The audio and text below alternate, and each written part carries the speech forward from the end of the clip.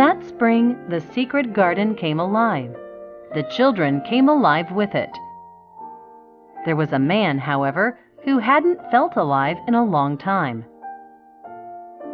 He had traveled around the world for 10 years, but he never felt anything but sadness and boredom. He was a tall man with crooked shoulders and an unhappy face.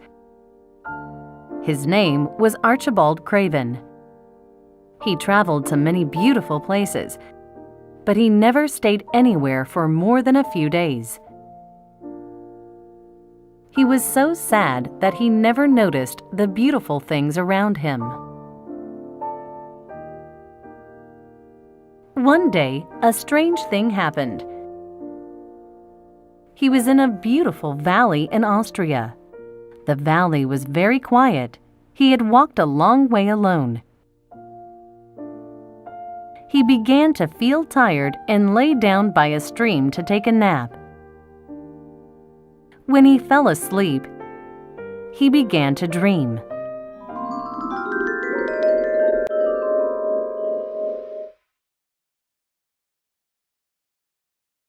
His dream was so real, however, that he didn't think he was dreaming. He thought he heard someone calling him. The voice was far away. "Archie!"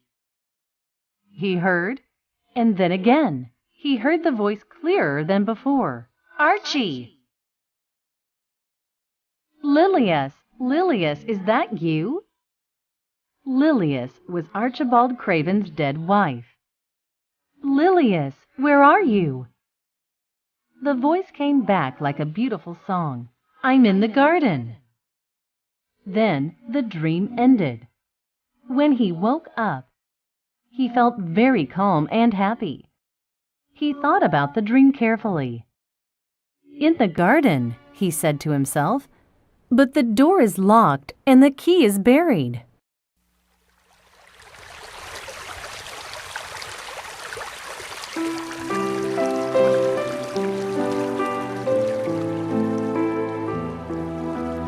Archibald looked at the stream. He saw birds come and dip their heads in it. After taking a drink, they flew away.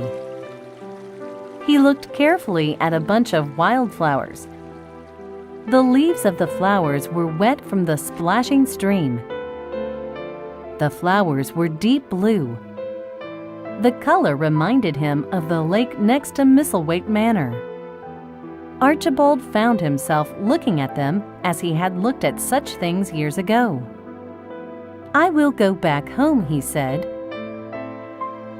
On the long train ride back to his home, Archibald thought about his son.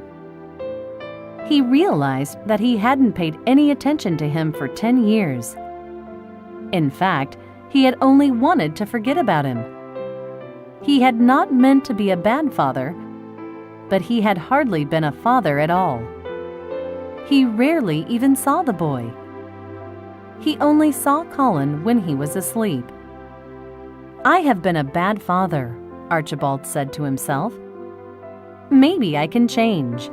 Maybe I can be a good father to him from now on." As the train passed through beautiful valleys of England, Archibald Craven smiled. It had been years since he had smiled. He felt peace, and even more importantly, he felt hope. He knew that his life would get better. He knew that he could make a difference in Colin's life. When Archibald finally arrived back home, he called for Mrs. Medlock. "How is my son, Mrs. Medlock?" "You should go see for yourself, Mr. Craven. I think you'll be surprised." "Where is he then?" "He's in the garden. He goes there every day now. No other people are allowed to go near." Archibald then went to the garden. He walked down the same path that Mary had walked down on her first day at Misselthwaite Manor. He walked to the garden's door and stopped. He knew where the door was, even though the ivy hid it, but he couldn't remember where he had buried the key. Where could that key be? He thought.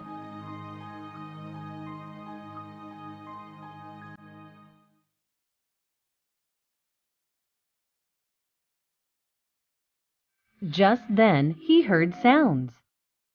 The sounds seemed to be coming from the garden.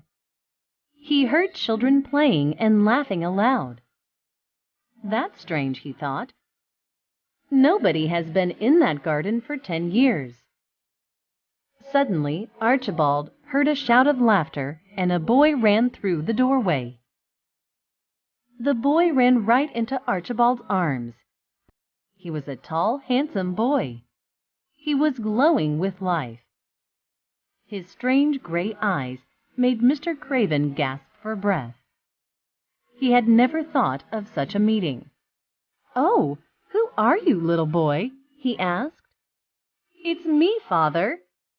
"Don't you recognize your own son, Colin?" Mr. Craven couldn't believe his eyes. His boy looked strong and healthy. He had color in his cheeks and in his eyes. He seemed happy. He didn't look at all like the Colin Craven that Archibald knew. "Colin? I can't believe it. Is that really you? You look so different." "That's because I've grown, Father.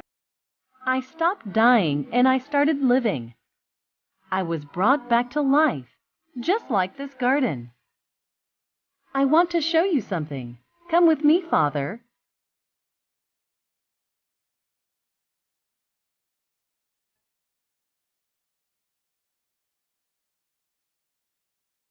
Colin then led his father into the garden. The garden was alive with color. It looked more beautiful than it had ever looked before.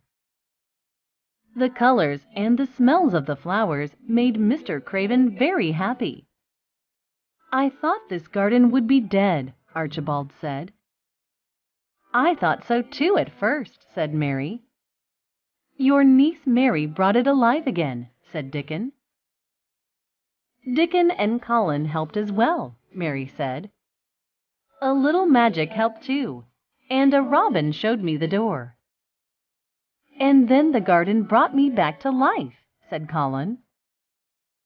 Then they sat under a tree, and Colin told his father everything. "I don't want this garden to be a secret any more, Father," said Colin. "I want it to be open so that everyone can come here. I want other sick boys to come here as well. They can be brought back to life just like I was." Then Archibald Craven and his son walked back to the castle. The servants came out and greeted them.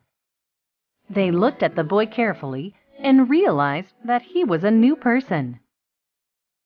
Mr. Craven told his servants that the walls of the garden should be torn down. That autumn, the garden changed again.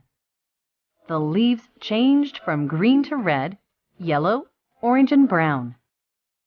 The flowers withered as well. Sick children came from around Yorkshire to see the garden. They were happy to see the leaves falling. They knew that the garden would come alive again next year. And maybe they would too.